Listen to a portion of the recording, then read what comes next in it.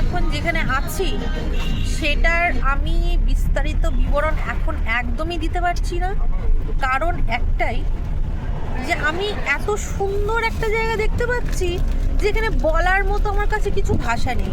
Just তোমরাই এখন দেখে নাও কেমন লাগছে জায়গাটা। কেমন